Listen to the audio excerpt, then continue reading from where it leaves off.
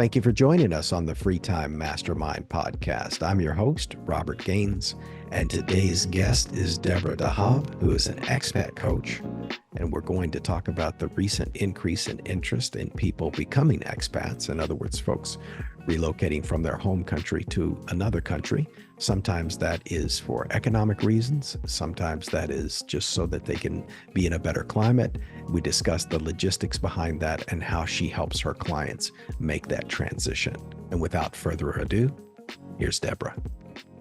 There's a lot of people that don't know what an expat is, and we'll help them with that definition. But I will say, as we discussed before, there's this incredible increase in interest in becoming an expat. And I see it across all social media, YouTube, Facebook, Instagram, X.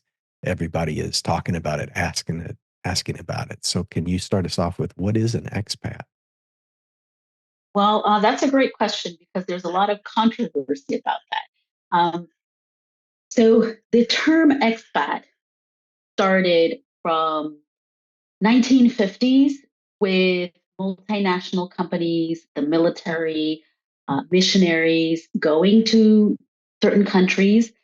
And technically, the term refers to people who go to live in another country for a determined period, for a while, and go back to their original country. So the technical definition is that. And many people ask me, what's the difference between an expat and an immigrant, right? So what's the difference? And to be honest, the immigrant has more of a longer term view of living abroad. Now, with time during the decades, it has kind of looked into SES, which in intercultural psychology and social studies and social psychology means social economic status. So what has happened, it was like immigrants tend to be on the lower spectrum of the social economic status, and expat, this is a gross generalization, but this is what I've seen.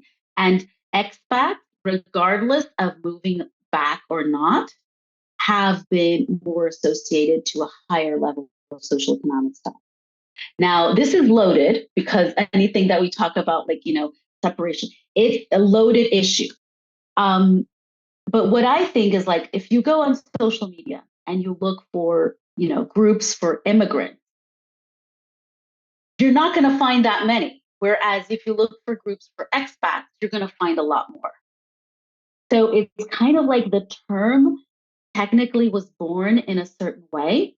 And with time, I see kind of became a general term in certain mediums for moving and living abroad. So I hope this answer is clear. Sure, absolutely. And I have some questions later about some different distinctions among expats as far as their function and purpose for being outside of the country and traveling. And that'll be great to get into. But I noticed that you have the perfect, I think, in my opinion, the perfect degree to be in this. And of course, you're an expat coach, but can you tell us a little bit about your degree and how that speaks perfectly to the service that you provide? Yeah, fantastic. So the thing is that I've been expat immigrant. I really don't care how you call it. I just use expat because it's marketing wise, it's the name that resonates with audience. So it's not my personal choice. It's just what makes sense in terms of business. So that's what I chose. I did market research and I did research like, if I look for immigrants, will there be a market for me? And not so much. If I position as expats, will there be a market for me? A lot more.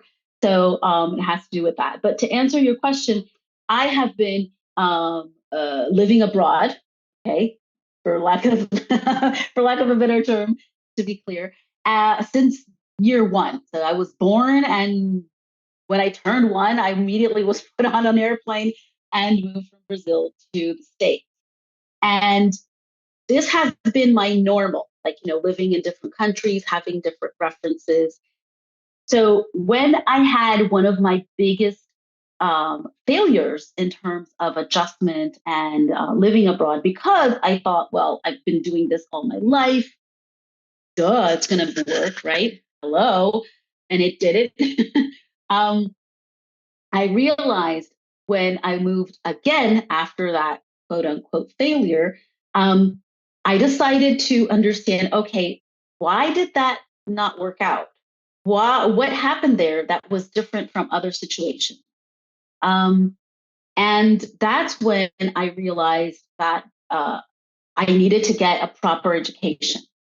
It was also a time when I quit my corporate job and I had the opportunity to, after many decades, to kind of have the time and the space to say, you know what, I'm going to study something. I'm going to use my time in a way that I'm going to fulfill a desire that I might have not had the time or the interest, or I had to make money or things like that. So I always had an interest in psychology.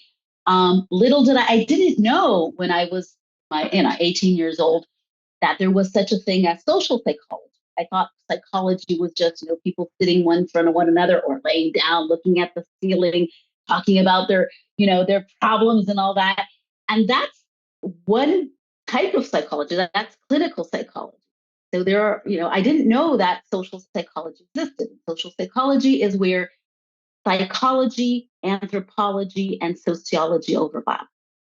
So it basically is the studies of the person, the individual, vis-a-vis groups, and groups vis-a-vis the individual. When I learned about what happens when you move to another country, the typical trends, that there's research, that there's studies, there's science behind this. Not only did I open my mind, and it was like, oh my God, this is a thing. What I went through it has been studied. And then I said, well, my experience is my experience.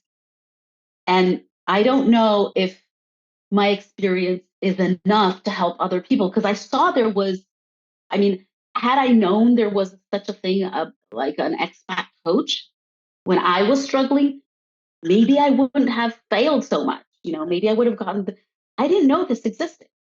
So it kind of brought together many different aspects of my personal, like how I am and my career. Is like, I like the research. I think it's important. I think you need it to have a solid base, but I like the applicability. So I was always asking, okay, what do we do with this? How do we apply this in real life?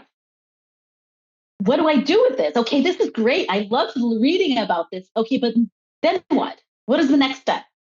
And that's where the coaching came in. So that's when I understood that was like the foundation of what I was building.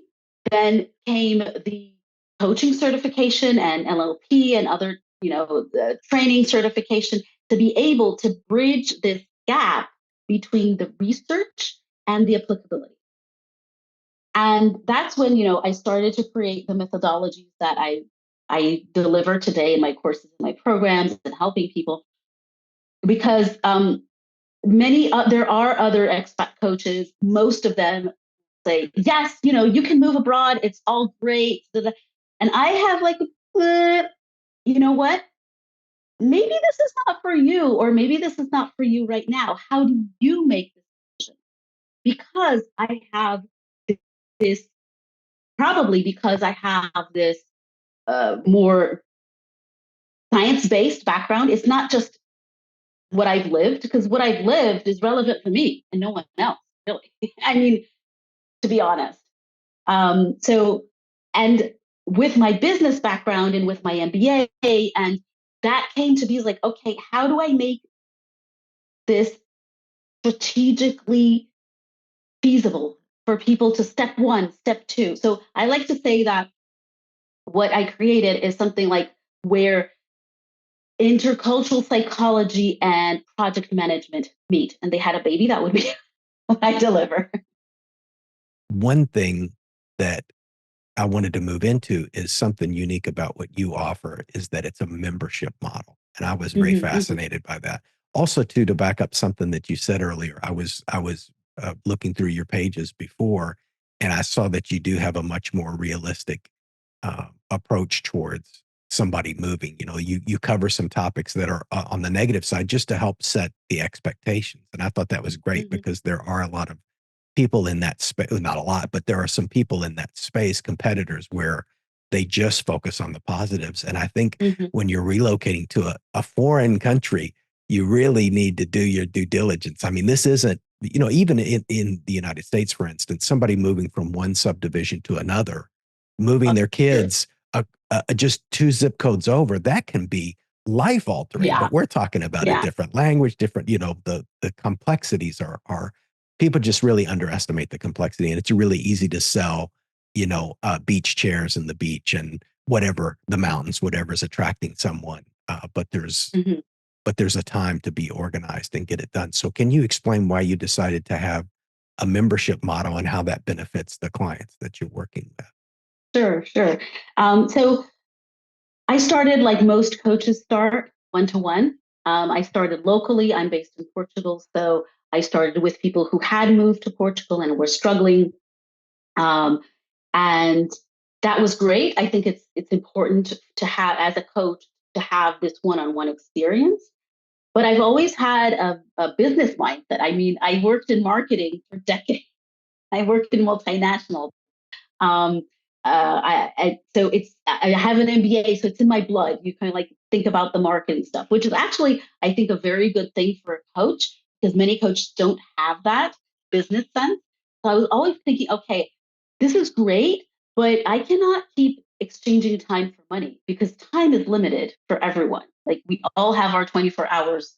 So if I want to make more money, I either have to charge like a super premium price, which people after the move typically don't have the inclination to spend because they've already spent a lot to get there.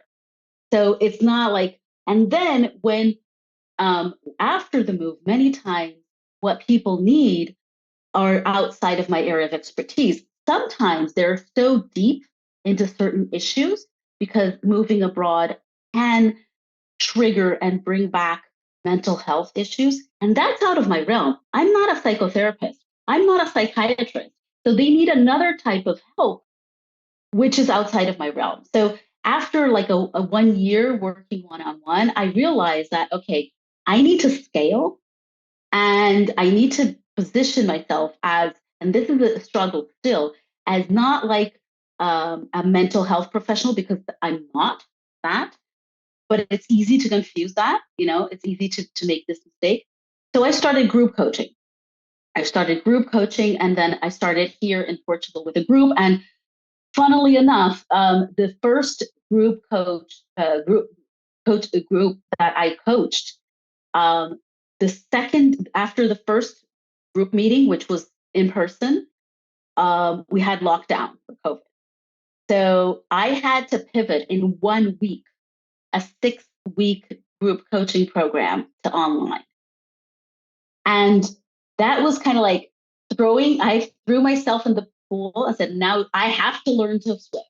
That's it, which was daunting, but was great because it's like do or die. People had paid. I had to deliver. It's like I had to deliver. So it was timely in a sense, horrible, but it was eye-opening because I said, I can do this online.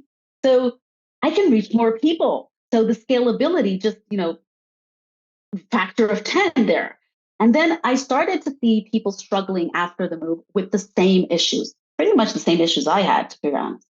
And I said, well, wouldn't it be better to not only help people after, but to help them either avoid or mitigate these aspects altogether? Like prevention is the best medicine, right? So then I started working on the pre-move and I started to design what I call the expat journey. So it starts with, I think I want to live abroad. What do I do? How do I start? Who do I speak to?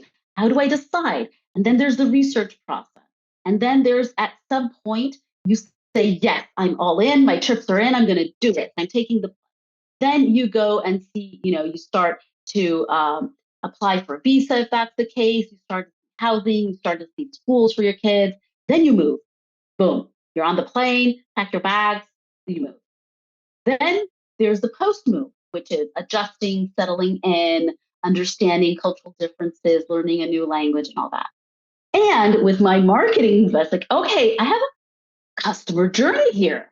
So that's when the membership kicked in. It's like, okay, I can offer for an affordable price with less personal me time, because in a membership, I do have live events and all that, but it's one to many instead of one to one or one to group. And I start with, I think I want to live abroad. How do I decide? And then we start with that, and I call that the pre-move roadmap. And then there's the post-move roadmap with each one of these stages. So it's kind of like, okay, how do I research about cost of living? And what people usually do, they go on social media, on Facebook groups, and ask, how much is it expensive to live? Like, oh my God. So I help ground people, say, what is expensive for you? What is affordable for you can be completely different to the other person. So you have to do your research. But how do you do that? No, many people have never moved abroad before, so we don't know. So I shared my methodology that I created based on scientific research. So when you're researching, you have a hypothesis.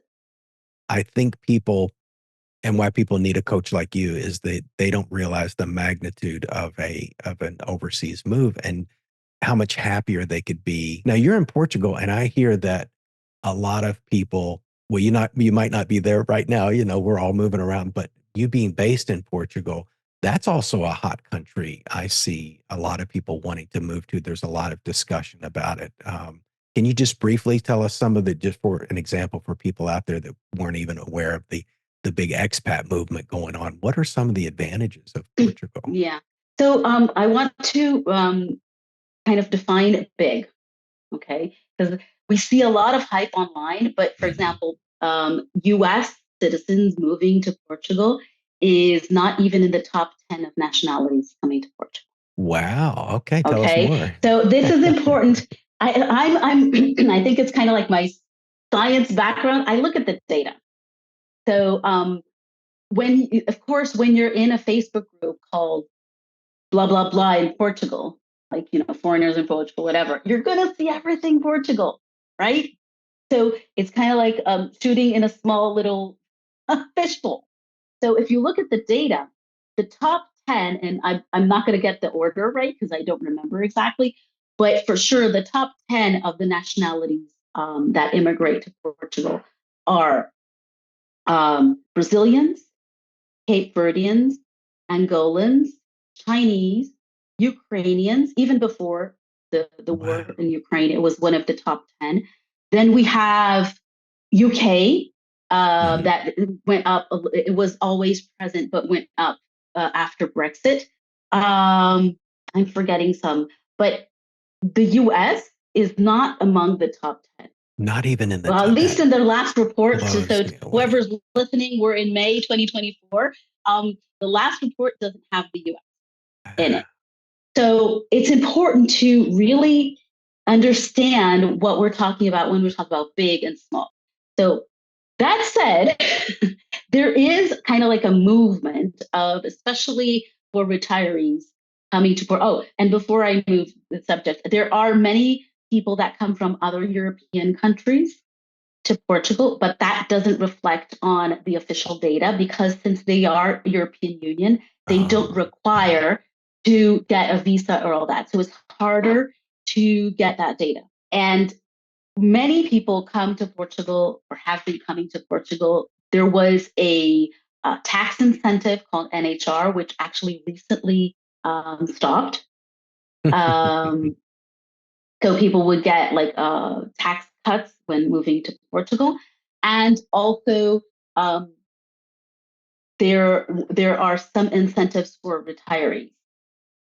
Now, another aspect that makes Portugal interesting for many people is the weather. So it is like, especially if you're coming from UK or places like Canada or northern parts of the US, the weather is a lot um, less, um, like it's less cold. Let's put it that way. So it's not cold at all. I don't want to say cold at all because there is a region where there is snow in the winter. So it's not like all sunny and beaches, like a misconception about Portugal. But in general, the weather is a lot better. So in terms of why people come here, it has a lot to do with I think the weather, wanting what people say they want is a slower pace in life, although that's true for everyone. So when services are not the same productivity, and people take August off, then it's like, well, it's slow for everyone, not for you, not only for you. So there's two sides to that coin. So I hope I answered your question. You did. And I know that every business has a key demographic. So I would assume, well, I'll just let you tell us what is I'm sure it's probably, a particular age group with your marketing. You have to go after a pretty particular narrow band of people. What is the typical demographic that's out there looking for expat services? Well, there are different demographics looking for expat services, or depending on, for example, age. So the younger folks tend more to look at digital nomad situation, working abroad, and things like that. My specific demographic are individuals and families 40 years old, older. So, like I would say, like if we have to put a generation, Gen X and older, that typically this decision is a big deal. Like when you're younger, you tend to make decisions, and I made this. I've moved around a lot. I've lived in France, in the UK, in Portugal twice, in Spain, in France, in Brazil, in the States. And as a young adult, I lived in many of these places. And I know that, oh yeah, if it doesn't work out, I'll just go back, like boom.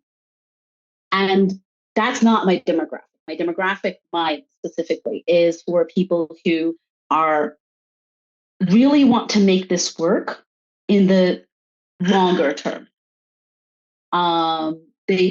Many people have kids in like school age or teenage years. So moving around, not only financially, because you have a family, there's so much more that you need to take care of, right? You need to make sure your kids are at school. You need to make sure that you have, like, if you're in your mid-20s, you can live wherever you can, have a room in an apartment or whatever. With kids, or in a more down the line in terms chronologically, you have probably a little bit more comfortable situation financially. So you're looking at doing things and pondering about decisions. So that's my demographic. It's more of a a psychological mindset, which tends to coincide with 40 years old and older. How is a digital nomad, their purpose and the general concept of them different? So contrast and compare a digital nomad to an expat, because I'm sure both come to you, I would assume. Yeah, well, digital nomads, not so much.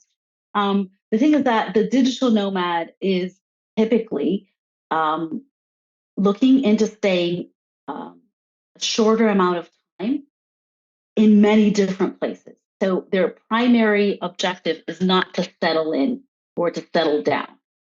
It's to, they probably work remotely, they or work online at some company, or they're, solopreneurs, or might be freelancers, and or their job, whatever it is, allows them to have this mobility.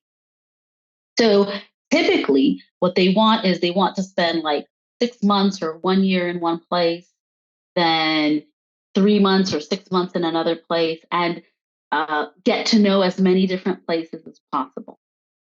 Have that experience. Now, when you're a little bit older, if you want to do that, especially if you have kids, or you might just not want to anymore, because like, I don't want to live out of the suitcase. I want to have, my things. Or if you have kids, then you want to have some kind of ground them in like a certain place for them to have. Look, again, this is a generalization. Not everyone is, but this is like an overview. So what I see is that digital nomads tend to be on the younger side, so early 20s, 30s, mid 30s. Then when they start to, it it gets old, because I mean, I didn't do that because at my time there was no such thing as digital nomad, but I would have been a digital nomad had I had the opportunity 30 years ago. Um, it just it comes to a point where you're just tired, every place. And again, everyone is different, but and then our life cycles change as well. Might start earning a little bit more money, or starting a relationship, getting married, and then the spouse also needs to agree to go to the same place. Their work also needs to allow for this ability. So we have to juggle more things. So that's why my demographic is more on the older, 40 something is not old, well, older than digital nomads, because these are people that are actually thinking things through in a different way. I really like the fact that in the 6-week course that you mentioned, and you talked about the customer journey, which just already to me, even though I haven't seen it, I already know that you put a great deal of planning into that. Since I'm in a membership-based business too, we focus a lot on the first 100 days of the experience and make sure that they become part of the community. So when you have that, the moment you said journey, I thought, oh, that's good. You've got it really down to a fine science so that the person can get a lot of value out of that 6-week course. So I guess just create the corporate version and charge 10 times as much. And I mean, because companies, yeah, maybe because companies are willing to, if you told them they could spend 20,000 or they can spend 300,000, I think their decision would be that'd be an easy decision for them. Yeah, and not only that, it's not only the money, it's an employee that goes back feeling that he failed. That's he true. Or she failed. Well, what do you, as far as the expats that are reaching out to you, let's just say the majority of them, and we were going to slice them into a pie.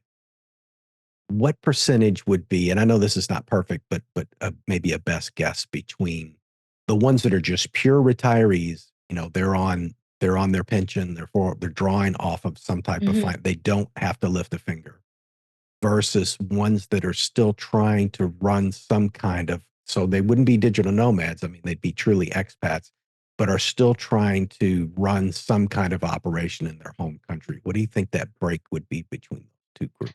Well, that's an interesting question, because when I started out in about with the Mastery Move group coaching program, which is a different program than the membership, it was the majority retirees, like 70-30. Now it's shifting a little bit. So now it's becoming, for the membership, it's becoming kind of like 60-40.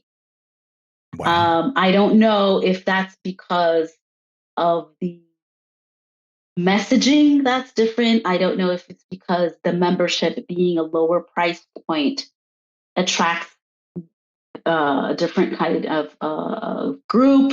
I still have to figure that out, but it has changed a little bit. And talking to other companies who also work with people who are moving specifically to Portugal, I do have some JV partnerships with relocation agencies and lawyers and scouting trip agencies and things like that.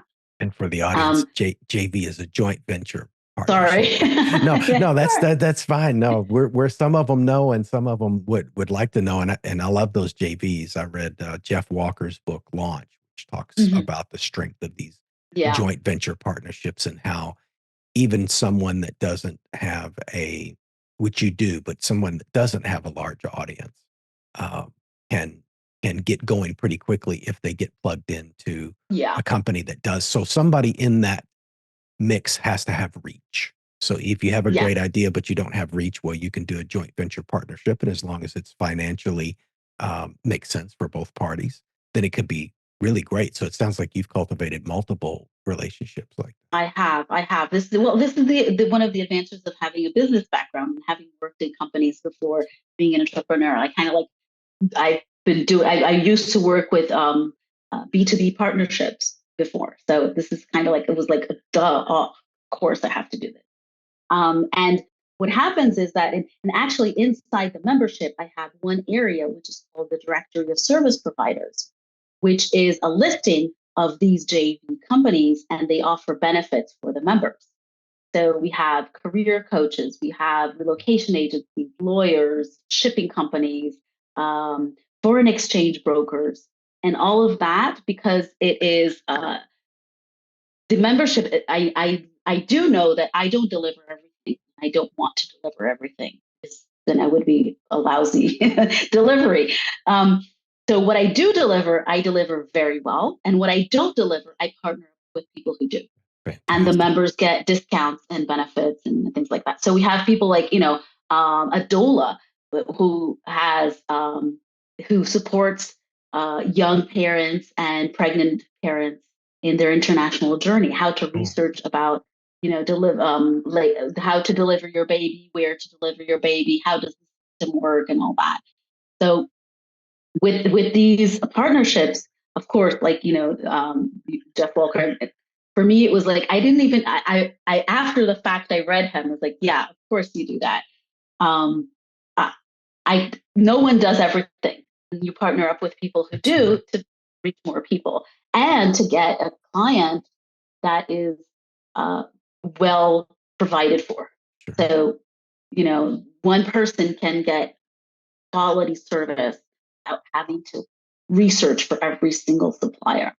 And yeah, so these partnerships have been instrumental to not only, like me telling people, look, if you're looking for someone to a relocation agency, here are 3 names that my clients have worked with. Take a look, check them out, and you'll have 10% or whatever it is. And then, yeah, sorry, go ahead. I was going to say having that pre-vetted list, that's even part of the thing that I talk about in our group, in the mastermind group, is that several other people in the group have already created the wheel that person is trying to carve out of stone, and they already know the contractors to talk to. So just being in a group of even people from disparate backgrounds, you're like, oh, I need a video editor. I'm always giving my video editor kudos because he's really Javon is his name, and he's really been doing a great job with the show and has taken it to a whole other level. So if somebody needs a video editor, I've got the guy, Yeah. And that's very important because people don't understand the financial cost of going with the wrong person. Oh, yes. Or not, or again, you don't know that you need somebody to help you with the transition of your children to the school system. And, there is this bridge that you need to build educationally, because for children, I would assume it's much, even though kids are very flexible, they're going to lose that also important social group. So it's probably, I would assume, I don't have kids, but I would assume it was much tougher for them to transition into a school. It can be, yes. It can be very tough. It can be very tough. It depends a lot on the age of the child. So younger children, usually like up to 4 or 5, don't really notice that much. Of course, it depends on the child. But as they get older, of course, because their social circle, their even sense of identity is linked to their friends and to where their sense of belonging, taking them away from that can be very tricky. And one of my aspects that I deliver is not helping the child, because I'm not a specialist in children. I don't pretend to be, but helping the parent help the child. Oh, that's perfect. That's perfect. And I learned a new word from from one of your YouTube videos. I'd never heard it before because I talk about expats probably every day. You said repat, and I went, Yeah. oh, there is such a that there is, and I didn't know there was a word for that. Can you tell us what that is? And you help those people too, is that correct? Yeah. Yes, there are the people who either because their time, like let's say in a corporate setting, they they were supposed to live 5 years abroad or 3 years, and then that's over, and they're repatting. So they're going back to their original country. So it can be because kind of like a cycle has completed in this situation, for example, or it can be because whatever, like I didn't like it, I'm going back home, or because I want to stay, but my elderly parents need me, so I need to go back home. Whatever reason, it's going back home or going back to your original country after having lived abroad. I see. Like, So that's the repat. Yeah. I thought, wow, and it was amazing because, you don't run into two new words very often. I was like, oh, that's good. It's amazing that I've been talking about expats and digital nomads for years. And now, there's a repat. Yeah. Sometimes they come home for a variety of reasons. A lot of times, but from what I've had in personal experience talking to expats, a lot of it has to do with family dynamics. yeah. A grandparent becomes ill, or illness both in the expat and sometimes family members tend to drive a lot of it. What are some ways that people can find you? So people can find me on my website, deborah.com. I have everything there, links to my YouTube channel, links to my free resources. I have a free ebook called Move Overseas with Ease. I have a free guide that comes with a video lesson called Unblock Your Dream of Moving Abroad. I have a free International Relocation Starter course, a 4-lesson free mini course, lots of free resources. My YouTube channel has over 120 videos. You've seen it, talking about all these aspects. My website is like the best place. There, it will be like, I have everything that I offer. I'm also on social media, Deborah expat on Facebook and on Instagram. Not on TikTok, not on Twitter, because that's the most I can do. Might not be your demographic either. TikTok, I wouldn't think No, TikTok would be your demographic. no. So Instagram and Facebook and YouTube. That's enough. That's good. Fantastic. Thank you so much for your time, Deborah. I really My appreciate it. pleasure. I enjoyed it. Enjoy the Oh, rest of me your too. day. It was fun. You too. Thank you. Thank you. Bye. Thank you for joining us on the Free Time Mastermind podcast. I'm your host, Robert Gaines, and today we spoke to Deborah Dahab, an expat coach. We'll include all of the links to reach out to her in the description. And also, this is going to be our first announcement regarding this. We've got an upcoming book coming out called Scintilla, which discusses how to come up with a business idea. We'll talk a little bit more about that in subsequent podcasts, but we appreciate you joining us, and please like, subscribe, and comment. Thank you.